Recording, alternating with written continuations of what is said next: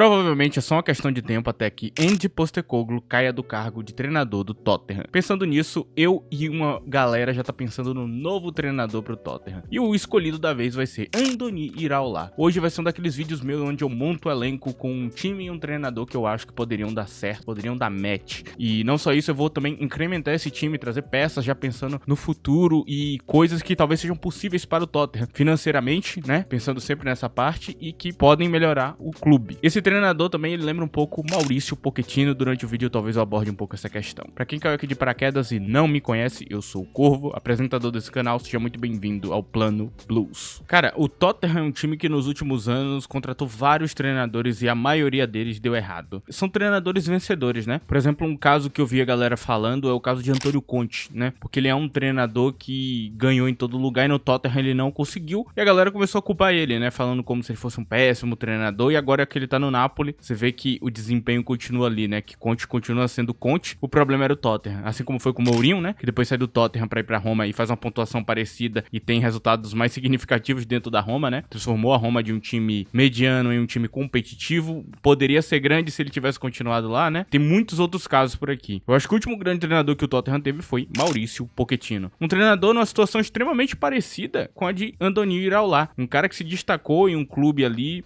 médio da Premier League, fez um bom trabalho e que chamou interesse de um clube maior, e depois que ele vai pro Tottenham, aí sim tem uma consagração na carreira que termina com uma final de Champions, né? Esse foi o grande título que ele conseguiu, pra você ver como é a situação atual do Tottenham, cara. E é óbvio, o Tottenham ele tem mais problemas que só o treinador, tem problemas dentro do elenco, a falta de equilíbrio, a falta de qualidade de alguns jogadores também, né? São jogadores que às vezes combinam com um determinado treinador e com outro não. Até por isso, quando eu mostrar o elenco montado pra vocês, vocês vão ver que tipo de mudança eu trouxe pra esse elenco. E basicamente, este é o Tottenham moderno, cara. Um time que não se encaixa, um time que não tem identidade e um time que não importa o treinador que você coloque, ele sempre parece ser o mesmo clube mediano. Um clube que tá extremamente ameaçado, inclusive, do Big Six. A grande vantagem que esse clube tem é ter dinheiro. Mas se não investir bem, eu tenho certeza que o Tottenham não vai pra lugar nenhum. E possivelmente, com a saída de alguns jogadores, como por exemplo um Heung-min Son da vida, pode ser que o degrau que o Tottenham tá hoje, ele decaia bastante e ele fique longe do Big Six durante muitos e muitos anos, talvez até sem conseguir se reestruturar, até pela competitividade maior que a Premier League apresenta hoje. E é pensando em tudo isso que eu falo sobre Andoni Iraola. Cara, Iraola, ele é um achado pra mim, porque ele não é o tipo de treinador que me chama muito a atenção, né? No início, quando eu vi o trabalho dele, eu não achei nada demais, né? Eu peguei essa transição, né, do antigo treinador do Bournemouth pra chegada de Iraola. Era um time interessante, a cada dia que foi passando foi ficando melhor. Com o tempo, um detalhe que eu percebi, por exemplo, com a chegada de Tyler Adams no Bournemouth, é que ele não tinha os jogadores certos, né? Ele precisa de algumas coisas que o elenco do Bournemouth, quando ele assumiu, não tinha. Com a melhora desses jogadores, trazendo jogadores com a característica mais parecida com a dele, das demandas que ele vai precisar em campo, ele começa a subir o desempenho do time. Com algumas adições nas últimas temporadas, nessa ele colhe os frutos, e hoje ele é um time competitivo, que tá acima do Tottenham, que tá ali disputando com a vaga de Big Six, e acredite, esse provavelmente é o caso mais absurdo de todos. Quando você olha pro Forest, ele investiu muita grana, ele tem bons jogadores, ele fez um bom trabalho de scout. O Bournemouth não. O Bournemouth entregou na mão de Iraola um catado de jogadores que, em teoria, não deveriam dar certo. Não era pra Justin Kluivert estar fazendo tanto gol, ele não é esse jogador todo. Não era pra uma figura como Marcos Tavernier conseguir se sair tão bem dentro da Premier League. Mas ele consegue fazer funcionar. Ele pega um Dango ou Atara e faz se tornar um jogador bem melhor do que o que parece. Então a gente tem uma fórmula aqui por trás dentro da ideia desse treinador, cara. Esse 4-2-3-1 que ele aplica, que tem algumas coisas que lembram bastante Pochettino, né? Aquela pressão alta, aquela organização que lembra bastante o campo de Pochettino. Talvez ele tenha menos variações pra entregar, mas ele entrega um futebol mais consistente, né? O equilíbrio em campo, por exemplo, é maior, né? Pochettino costumeiramente tinha um equilíbrio mais com a balança pra um lado do campo, coisa que esse treinador não faz. Outra coisa também é uma preocupação defensiva que ele tem ali no jeito de encarar o campo, né? Ele não dá muito espaço pro adversário se aproveitar, não tem muitas lacunas. O Bournemouth é um time sólido no geral, né? Eu diria que ele é um time ofensivo e que talvez não tenha essa pegada ainda mais ofensiva por causa da falta de jogadores. E esse aqui vai ser o grande desafio dele quando ele for pro Tottenham. Subir o nível. Sair de uma pontuação de, em teoria, 1.50 pra ir pra 2.0, que é o que você espera de um time grande. Talvez, quem sabe, até buscar mais que isso. Conseguir uma pontuação ainda maior e tá entre os grandes. Ele vai ter um elenco muito melhor nas mãos, ele vai ter jogadores melhores e ele vai ter grana pra poder contratar jogadores melhores. Então, a gente tem aquela fé no treinador pra que isso aconteça, que é a única coisa que o Tottenham pode ter aqui nesse cenário, porque você tá pegando um treinador que ele, em teoria, não treinou grandes times, então ele não é provado. Mas é um risco que o Tottenham cometeu no passado e que deu minimamente certo. Pode ser que dê certo de novo hoje, ok? E eu, particularmente, do meu conhecimento aqui sobre futebol, as análises que eu faço e tudo mais, eu gosto de ir ao lá e eu acho que ele tem tudo pra dar esse passo a mais. Um passo, por exemplo, eu não acredito tanto em um Thomas Frank, que é, pra mim, um treinador bem reativo, retranqueiro até em certo ponto, que talvez não vai extrair o melhor dos grandes jogadores, mas eu sinto que esse treinador tem como extrair melhor desses grandes jogadores, cara. Ange Postecoglou não está trazendo pro Tottenham e pode ser que seja uma grande solução. Eu diria que consistência, cara. Consistência nas atuações, consistência defensiva, consistência na fórmula de jogar o campo. O que Ange Postecoglou fazia era mágico porque funcionava, então ele sempre estava naquele perigo de ter que marcar mais gols que o adversário. No momento que isso deixa de fazer efeito, o time dele tá completamente exposto e não tem nada mais para entregar. Não tinha variação, não tinha mais nenhum plano realmente para ele trazer para campo para mudar as coisas. Então a gente vê um Tottenham completamente inflexível. Não vai ser tão flexível quanto o treinador já citado aqui, Michel do Girona, ok? Inclusive já tem vídeo dele aqui se vocês quiserem ver, tá na playlist, onde eu coloquei ele dentro do Tottenham e lá eu expliquei para vocês por que ele seria um treinador melhor por causa dessa flexibilidade, né? Ele pode trazer mais flexibilidade pro elenco e não depender tanto de peças. Quanto Andoni Iraola, que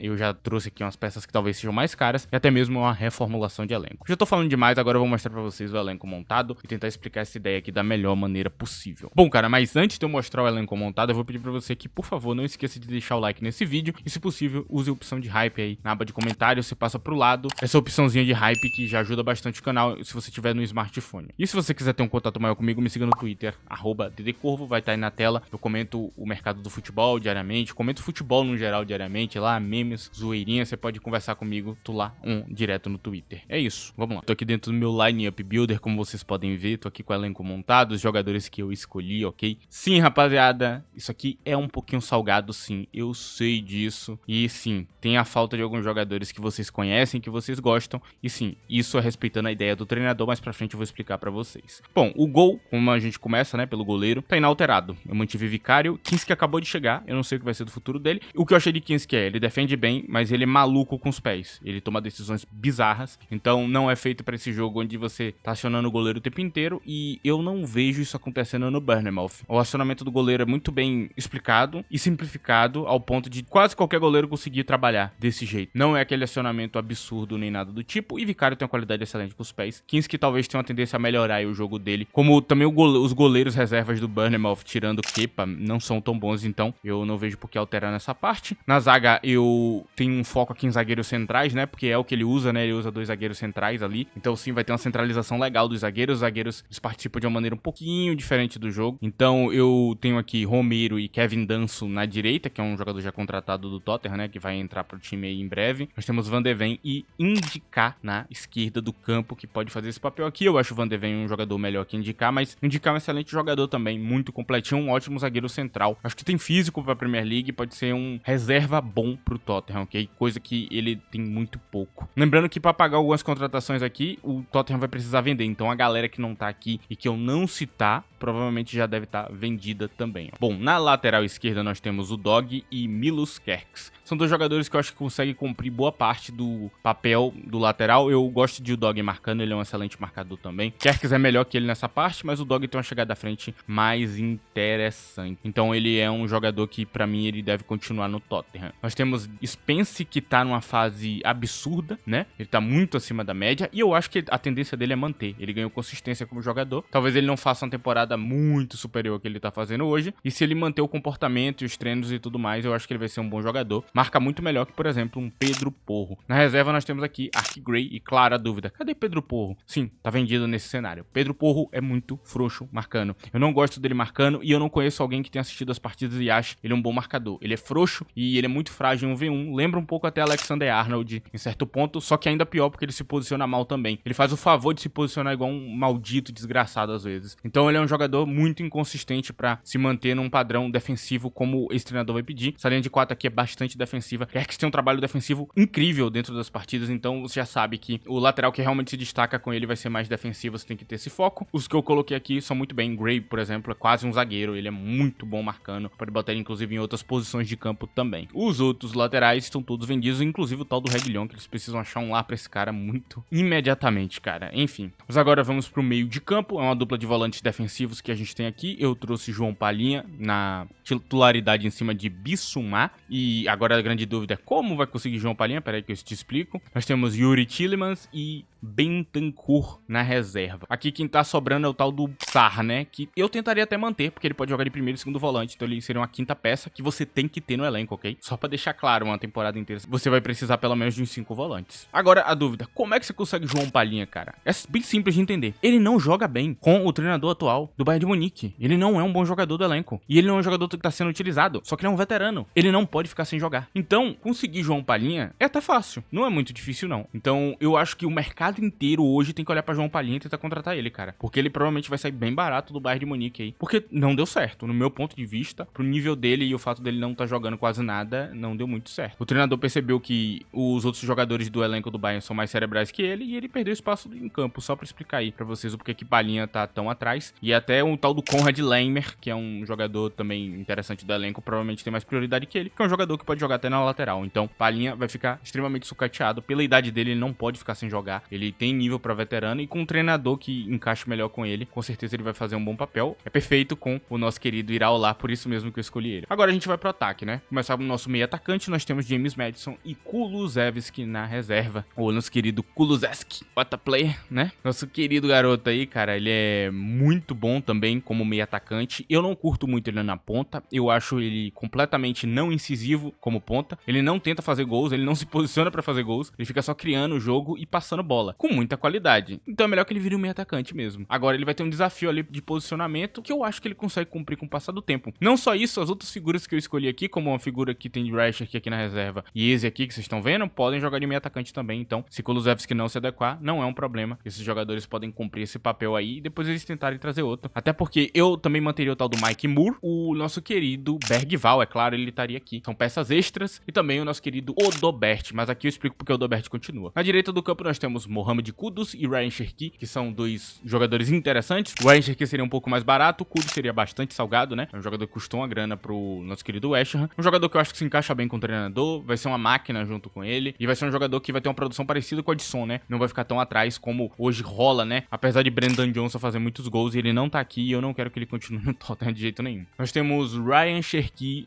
aqui na reserva como o futuro do Tottenham, um futuro craque, até porque Son vai sair em algum momento, né? Precisa passar esse bastão pra alguém pra ser essa liderança. Cherki pode ser esse jogador, quem sabe aí, sendo disciplinado na Premier League, ele não se torne um grande jogador. Eu não acho que ele seja melhor que Kudus hoje, mas quem sabe no futuro. Nós temos Son e Eberechieze na reserva. Eu acho que é essencial que você tenha uma reserva minimamente no nível perto de Son. Atualmente, você perder Son significa perder tudo no seu campo, porque utilizar Timo Werner ou muitas outras figuras questionáveis que o Tottenham tem utilizado é um problema muito grande. Então eu acho que Eze é um jogador que vem pra colocar no nível a mais ali no elenco e é um jogador que pode jogar outras posições de campo também, cara. Pode quebrar um galho em vários locais do campo, então é um jogador interessante de se manter. Por último, nós temos aqui na camisa 9 Solanke e Matistel. Matistel aí futuramente tentando pegar essa posição de Solanke, disputando com ele, eu acho que não é um grande problema. Achei o investimento do Tottenham muito bom em Tel, ok? Eu acredito muito no potencial dele, pra mim ele é um Hendrick francês. Termino por aqui. Agora eu vou explicar pra vocês o Odobert. O Odobert é muito importante de continuar. Ele é um excelente driblador, ele é um jogador de 1v1 que vai encaixar bastante bem com o treinador, né? Ele gosta dessa qualidade que o jogador vem a ter ali no duelo 1v1. Você vê que o destaque é muito grande ali em Semenyo ou Sinisterra também, quando ele entra, né? Ele se destaca bastante no esquema tático por causa dessa capacidade. O Odobert vem pra jogar de 9, falso 9 se precisar, na ponta esquerda, na ponta direita, ele joga em qualquer posição de campo, então ele é uma peça extra coringa, assim como outras que eu deixei aqui, os jovens talentos da base, os jovens contratados e outros jovens que estão emprestados hoje que vão voltar pro time pra compor esse elenco aqui. Então essas contratações, elas se completam. Então se tiver alguma dúvida se vai faltar rodagem de elenco, não vai ter, tem muitas opções. E é basicamente isso, rapaziada. Agora, vou tentar explicar rapidamente o esquema tático dele, cara. Os dois volantes são muito bem postados, um fica à direita, outro à esquerda. São volantes defensivos, eles chegam bem pouco no ataque, mas às vezes chegam. É como que esse segundo volante ele acaba chegando um pouco mais no ataque e pegando mais na bola pra ter um passe mais qualificado. Por isso mesmo a escolha de Yuri Tielemans, que eu acho que não vai ser um dos mais caros do mundo e pode aumentar bastante o nível e a qualidade desse meio de campo, assim, de uma maneira mais cerebral. O outro é mais um volante defensivo que pode se juntar bastante aqui, além de defesa, virando quase que um camisa 5, você vê Tyler Adams com muitas leituras defensivas pra linha de defesa. Eu não preciso nem falar que Palhinha é até melhor que ele nisso, né? Então é uma escolha muito boa. Aqui a gente tem os laterais que fazem cobertura de campo e fazem um jogo bastante físico. E o que o lateral é mais comum de fazer é chegar até esse ponto aqui, fazer um cruzamento. Ser bom nos cruzamentos pode ser algo excepcional aqui pro esquema, ou até mesmo criar uma dinâmica de troca com ponta pra chegar na área de vez em quando, ok? Não é muito comum, é bem comum na verdade, mas às vezes acaba acontecendo pra surpreender o adversário. E a gente tem qualidade suficiente pra que isso aconteça com esses jogadores. Então os laterais basicamente funcionam desse jeito. E aqui a gente tem o uso do 9 e do 10, que eu acho que é o mais comum. O ponta ele pode jogar tanto no extremo do campo quanto por dentro. Ele tem uma preferência melhor para os jogadores que jogam mais por dentro, ok? Então Kudus e Son vão se dar muito bem com isso aqui. Os outros jogadores que eu escolhi também, porque eles podem pisar em mais áreas do campo e também são ótimos em duelo. E aqui a gente tem o 9 e o 10, que eles basicamente podem funcionar como uma dupla, formando quase que um 4-2-4, né? E aí você tem uma conversação melhor com o Madison chegando a perto do gol. Ou você também pode fazer uma questão de um 10 jogando atrás de um 9 e o 9 criando um espaço para o 10 aparecer bem de vez em quando ali